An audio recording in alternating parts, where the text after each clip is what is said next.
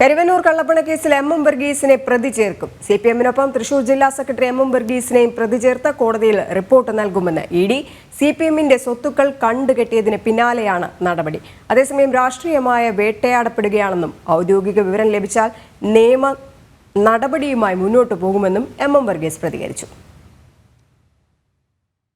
വിഷയം വരുന്നതിനനുസരിച്ച് നീങ്ങാനല്ലേ പറ്റും. അത് നമ്മൾ പറഞ്ഞിട്ടുണ്ടല്ലോ, രാഷ്ട്രീയമായിട്ട് അതുപോലെ നിയമപരമായിട്ട് കാര്യങ്ങളെ ഇതൊരു വേട്ടയാണ്. ഇങ്ങനെ ഉണ്ടോ എന്താ സംഭവം എന്നറിയില്ല. അതിപ്പോൾ നമ്മൾ ആ കാര്യം പറഞ്ഞിട്ടുള്ളതാണ്, നമുക്കറിയാം. അപ്പോൾ കേന്ദ്ര അന്വേഷണ ഏജൻസികൾ മുഴുവൻ നമുക്കെതിരെ ഉപയോഗിക്കുകയാണ്, പ്രതിപക്ഷത്തിനെതിരെ, പ്രത്യേകിച്ച് കേരളത്തിൽ നമുക്കെതിരെ. കരുവന്നൂർ വിഷയമൊക്കെ ആ രീതിയിലാണ് ഉപയോഗപ്പെടുത്തിയത്. ജിജീഷ് കരുണാകരൻ ചേരുന്നുണ്ട്. ജിജീഷ്, ഈ കരുവന്നൂർ കള്ളപ്പണക്കേസിൽ പ്രതിരോധങ്ങളൊക്കെ തകരുന്ന സ്ഥിതിയിലായി സിപിഎം. സ്വത്തുക്കളും അക്കൗണ്ടുകളും ഒക്കെ തന്നെ മരവിപ്പിക്കുകയും കണ്ടെത്തുകയും ഒക്കെ സാഹചര്യത്തിൽ ഇനി എന്ത് നീക്കത്തിലേക്കായിരിക്കും പോകുന്നത്? രജനി, കരുവന്നൂർ കള്ളപ്പണ കേസുമായി ബന്ധപ്പെട്ട തുടർ നീക്കങ്ങളിൽ നിർണായകമായ ചില നീക്കങ്ങളാണ് എൻഫോഴ്സ്മെന്റ് ഡയറക്ടറേറ്റിന്റെ ഭാഗത്തു നിന്ന് ഉണ്ടാകുന്നത്. നേരത്തെ തന്നെ സിപിഎമ്മിന്റെ അക്കൗണ്ടുകളിൽ ചിലത് മരവിപ്പിച്ചിരുന്നു. അതിന്റെ തുടർച്ചയായിട്ടാണ് ഇപ്പോൾ 73,63,000 രൂപയുടെ സ്വത്തുവകകൾ മരവിപ്പിച്ചിരിക്കുന്നത്, കണ്ടുകെട്ടിയിരിക്കുന്നത്. ഒപ്പം തന്നെയാണ് ഈ കേസുമായി ബന്ധപ്പെട്ട് സിപിഎം തൃശൂർ ജില്ലാ സെക്രട്ടറിയായ എം വർഗീസിനെ പ്രതി ചേർക്കുന്ന ഒരു നടപടികളിലേക്ക് കൂടി ഇഡി കടന്നിരിക്കുന്നത്. വൈകാതെ തന്നെ കോടതിയിൽ എം വർഗീസിനെ കൂടി പ്രതി ചേർത്തുകൊണ്ടുള്ള റിപ്പോർട്ട് നൽകും. നേരത്തെ തന്നെ സിപിഎമ്മിനെ പ്രതിയാക്കാൻ തീരുമാനിച്ചിരുന്നു. ഇത്തരത്തിൽ കള്ളപ്പണ കേസിൽ പ്രതി ചേർക്കപ്പെടുന്ന രണ്ടാമത്തെ രാഷ്ട്രീയ പാർട്ടിയാണ് സിപിഎം. നേരത്തെ ആം ആദ്മി പാർട്ടി ഇത്തരത്തിൽ കള്ളപ്പണ കേസുമായി ബന്ധപ്പെട്ട് എൻഫോഴ്സ്മെന്റ് ഡയറക്ടറേറ്റിന്റെ പ്രതിപട്ടികയിൽ എത്തിയിരുന്നു.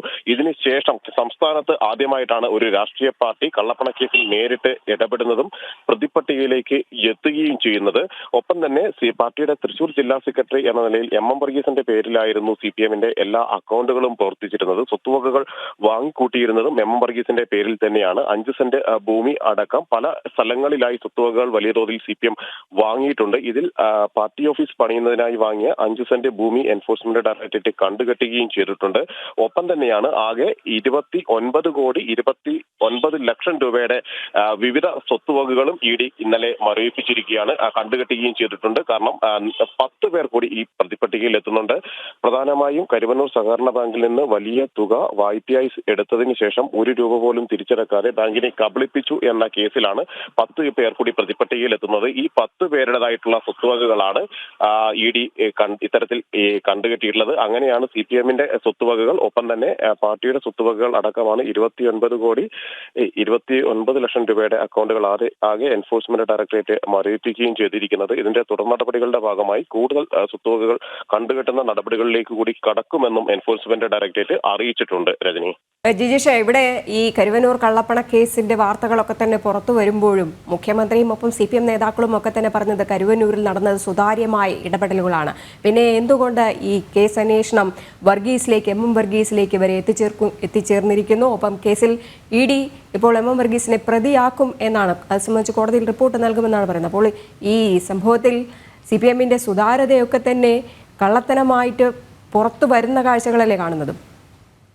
രജനി, തീർച്ചയായും ഇതുമായി ബന്ധപ്പെട്ട തങ്ങളുടെ ഇടപാടുകൾ താങ്കളുടെ കോൾ ഹോൾഡ് ചെയ്തിരിക്കുന്നു. എന്തായാലും കരുവന്നൂർ കള്ളപ്പണ കേസിൽ നിർണായക നീക്കത്തിലേക്ക് തന്നെയാണ് ഇഡി കടക്കുന്നത്. ആദ്യം സിപിഎം നേതാക്കളുടെ അടക്കം സ്വത്തുക്കളും ബാങ്ക് അക്കൗണ്ടുകളും മരവിപ്പിച്ചിട്ടുണ്ടായിരുന്നു. അതിനു പിന്നാലെ സിപിഎം തൃശൂർ ജില്ലാ സെക്രട്ടറി എം വർഗീസിനെ കൂടി കേസിൽ പ്രതി ചേർക്കാനാണ് നീക്കം.